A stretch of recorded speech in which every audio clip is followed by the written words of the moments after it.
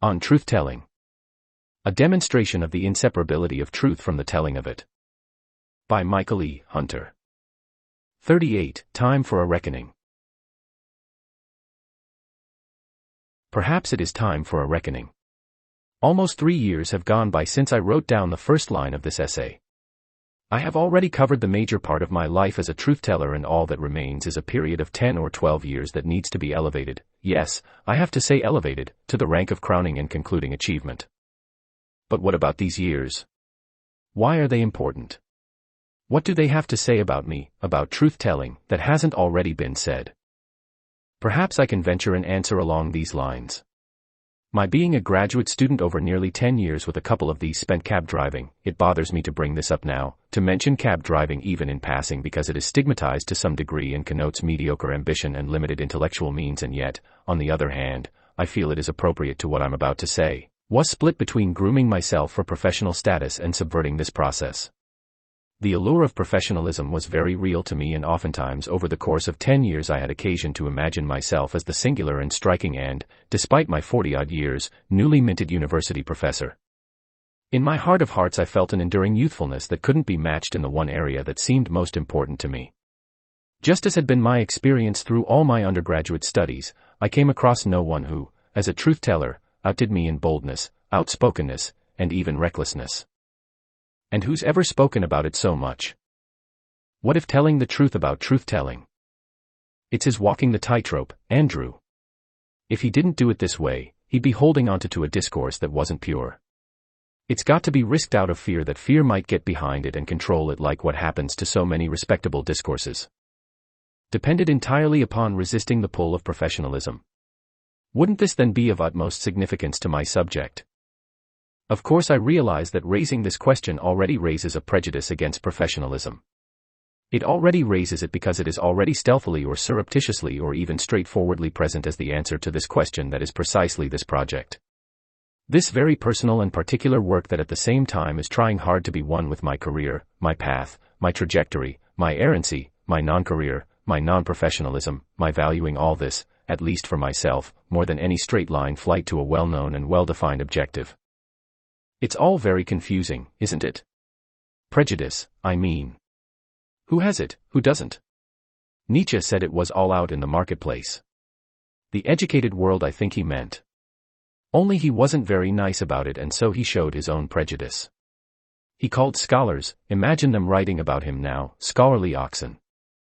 So far the great advantage of telling the truth about myself to myself has been being able to tell the truth about prejudice, such that telling the truth about truth-telling is told with the least.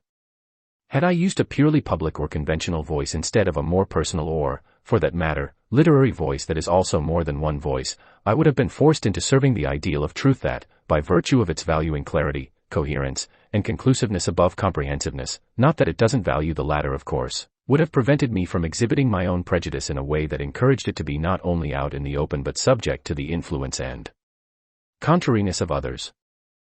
Having said this, I now find myself confronted with a second thought.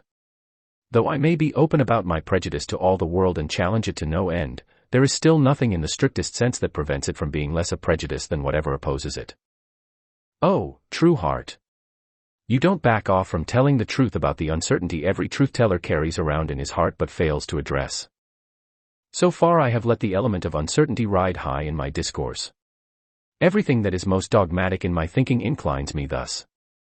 Clearly it is the case that, by generalizing about uncertainty and therefore rendering my own discourse uncertain, I both refute it by undercutting it and affirm it by including it. But this is only what 1 out of 100 thoughts allows me to do. The other 99 put up a solid front as the belief in a certain consistency throughout my life that qualifies me as someone who can speak with absolute certainty about uncertainty and, with an almost godlike view of it, pass beyond the logical and performative contradictions that afflict all others. Oh, true heart. You don't back off from telling the truth about the certainty every truth-teller carries around in his heart but fails to address. Most of the time then I'm with my prejudice. But not in the sense that I feel I'm in the wrong or being arbitrary. On the contrary, it is more like living my whole life with the idea that my prejudgments are continually being confirmed. Well, this is interesting. I suspect that anything that can be said about professionalism's being at odds with truth-telling must be viewed under this light of its being a prejudice like all others. With my thoughts coming to me 99% of the time as confirmed prejudgment and only 1% of the time as unavoidable prejudice, I know in my heart of hearts that characterizing my thought in general as prejudice never seems quite convincing. Never seems entirely right because never entirely removed from a desire to exalt myself as openness and comprehensiveness. How am I to tell the truth about this if I don't incline the other way by telling the truth about where I am as position, as proposition, as polemic, as case against professionalism in truth-telling? Andrew, don't look so upset. I've good reason to look upset. I've spent 30 years being a professor and don't want to go out thinking I've been wasting my time. On truth-telling. A demonstration of the inseparability of truth from the telling of it. By Michael E. Hunter. 39. Case Against Academia. 1995.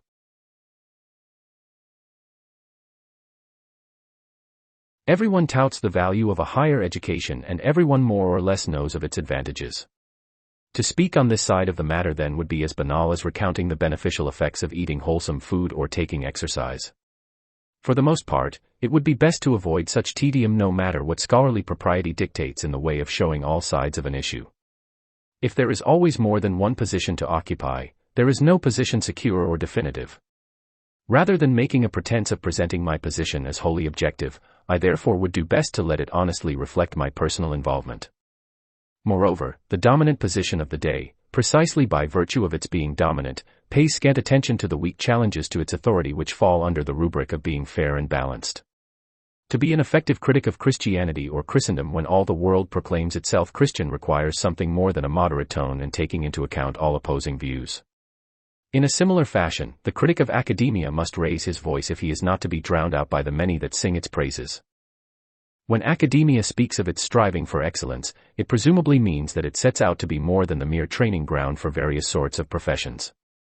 More than simply a means to accrue wealth and obtain a certain amount of power, prestige, and influence.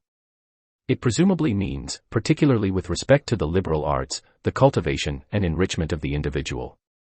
It presumably sets as its task the development of certain talents and capacities in conjunction with personal development as a whole. Even if it only looks upon itself as a kind of finishing school with respect to this task, it certainly does not consider it to be less than important. It is thus the assumption, unspoken or otherwise, that the individual is in all ways better for his university education, a stronger, more complete, more centered type of individual. Certainly there is no admission that he might come out weaker, poorer, or anything less than what he was prior to it. Certainly no such admission is forthcoming when the individual does well and excels. And hardly is the notion ever entertained that the highest levels of a university education might increase the likelihood of personal injury, of some deleterious effect. Pronouncements along these lines would no doubt be considered scandalous. Perhaps they would be greeted with the kind of opprobrium at one time reserved for speaking against the Church. Yet is it not the case that academia loudly proclaims itself to be the sanctuary and temple of unrestricted thought? Of thought that is most informed, intelligent, rigorous, and profound. And certainly in most areas and with respect to most matters, it honorably carries out this mission. Certainly the things of the past, no matter how praiseworthy or accomplished they may be, undergo the most rigorous scrutiny. And certainly no less can be said of many things of the present. Indeed, it would be best to admit that the university even takes a good look at itself from time to time. All this must be granted, and yet, as much as a few penetrating looks do not constitute a general practice of self-examination, so the university falls short. So the university does not live up to its self-proclaimed mission of promoting human excellence. For what would be required in order for it to live up to what it seems so earnestly and self-consciously to take itself to be surpasses the periodic and punctual, the always tilting at some formal display and end. In short, what would be required is that it speak the truth about itself as an ongoing discourse that is absolutely integral to it. What there must be for such a discourse is a consciousness that dares to proclaim itself. No longer simply carried along as a certain theme of informal talk, as a marginalist area of moral and intellectual dissatisfaction, as sometimes vague but also sometimes painful experiences in the institutional setting, it comes to the point at which it finds the strength and courage to pronounce precisely and at length upon itself. In other words, it becomes a task and a mission. One would ask that academia grow honest. One would ask that it bring to bear the same sort of scrutiny upon itself that it brings to bear upon matters which lie outside it. One would ask that it examine its most minute practices, its most subtle influences, its most hidden sins or insidious vices. One would ask it to ask itself, does it make people more or less honest? And if the answer were that it inculcated subtle forms of dishonesty, if it were, moreover, established that such elements accumulated and grew practiced over the years, then academia, by finally bringing these matters to light, would be more honest and truer to its proclaimed mandate than it has ever been. My long practice of comparing and contrasting academia with the non-academic world has no doubt grown out of my strong attachment to both. At the same time, it has produced in me a kind of distance or detachment from both of them, a palpable aversion to being drawn in and wholly claimed by one or the other. If it is always best to be working where one receives the most enjoyment and satisfaction, then the place for me has always been where I experience the tension and opposition, the free play of thought, imagination, and emotion that springs out of powerfully contending claims and commitments. 15 years of continuously failing as a playwright did not rob me of my zest for this manner of living. Security for me has only offered itself along the path of striving to get the best out of myself. When, in the case of playwriting, my best proved not to be good enough, I did not on that account lower my aim. I simply came to the realization that, after many long years of hard struggle with pitiful results, it was time to search out some other part of the high heavens. So whether it be writing an essay or digging out a foundation, I always took it upon myself to put all of myself into it. With respect to academia, this way of proceeding largely meant finding ways and means to make the system cater to my likes, tastes, interests, and preferences rather than adjusting my natural bent to it. Throughout all my years of taking undergraduate courses, I succeeded very well, perhaps amazingly well, at this endeavor. Loving academia when it worked for me, I at the same time strongly sensed its inbuilt tendency to take charge of the student. To set his agenda not only formally, openly, and voluntarily, but also dimly, surreptitiously, and even oppressively. Likewise, the prevailing consciousness of this institution revealed itself to me not only as an official and more or less unquestioning, because welcome and understood, acceptance of its standards, but also as a deeper if less distinct one that amounted to being enjoined to play a difficult game of currying favor. A game that, in order to be played well, involved a certain amount of selling oneself off without ever failing to look like a pillar of integrity that would serve well in any formal setting. Such writers as Emerson and Nietzsche sensed the secretly subversive activity of academia and proclaimed it inimical to human excellence. They saw that, instead of nurturing the individual with a careful eye to all aspects of personal development, it invariably centered upon the accumulation and ever more skillful handling of established knowledge. Rather than teaching the way of appropriating the latter and going beyond it, they saw that it for the most part rendered this knowledge a de facto final authority, making it the sun around which all other thoughts revolved and stole their light. Ultimately, academia holds up to the student the model of the scholar and not the man or woman of genius. Part of the problem lies in the fact that it blurs the distinction between the two, or rather makes it seem as if the second were but the favorable outgrowth of the first. However, the development of highest aims and attributes is not auxiliary to the mastery of some particular subject. Rather, it is the coming to be of what must surely be another form of mastery. One that comes from the outside and manages to associate itself with the other and acquire its own authority. Some new vision, theory, etc. that is strong enough to pull into line even the most intransigent of elements. Given all this, am I wrong to think that human excellence implies great courage? Am I wrong to think that it implies a discipline that exceeds but certainly doesn't rule out other disciplines? And am I wrong to think that academia is essentially at odds with this highest of disciplines? How can great courage be fostered within its precincts when, after having diluted the wine of the world's wisdom with the water of worldly pursuits, it fails to admit to itself and to others the change of quality? How can it convincingly show itself to be steering a bold course towards truth and knowledge when it fails to take the first, the hardest, and the most exacting look at this, its mixed, adulterated, less than excellent character? To be highly favored and, at the same time, to expose some deep flaw willingly and as a matter of conscience is courage. To do the opposite, to cover it up continually and employ clever means to divert attention from it is cowardice. Superficial self-criticism is one of these means.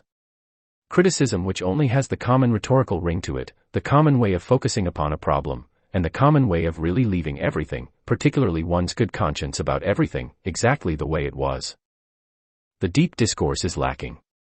Academia has no deep discourse about itself. And yet here it is presenting itself as the very forum of all deep discourses. A highly influential institution then, one that makes a final, virtually indispensable settlement upon the best and brightest minds of developing youth, the question remains whether these same minds might suffer some impairment, some retardation, some impoverishment due to the long, rigorous attention demanded not only by their studies but by the necessity, in order to ensure highest success, of paying heed to the secret workings of the institution. Perhaps some crude laborer, never having been forced to ferret about in this manner or set himself to the odious task of learning to read the entrails of the institution, escapes something demeaning and ultimately disadvantageous.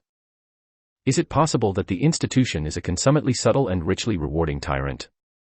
What it gives or can give are the means to obtain what the whole world wants: power, position, privilege, possessions, and pecuniary reward. What it asks in return, apart from the legitimate demand for hard work, many proofs of ability, and so on, are a great number of seemingly small compromises and little adjustments, slight instances of not standing or falling upon one's own judgment but relying, often despite inner doubt and discomfort, upon the judgment of others. Of course, examined individually, many of these compromises might be the legitimate offspring of good sense, greater experience, and wisdom. On the other hand, the practice of so bending to authority and official opinion, especially when it is undistinguished, arbitrary, questionable, and even coercive, forms a habit of mind which, if we are to follow Aristotle, shapes or, more properly, weakens character.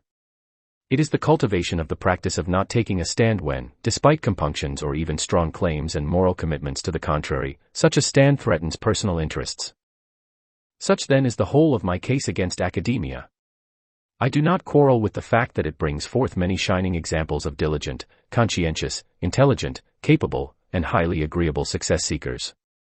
I do not begrudge it its attachment to the material nor deny its contribution to the intellectual wealth of society.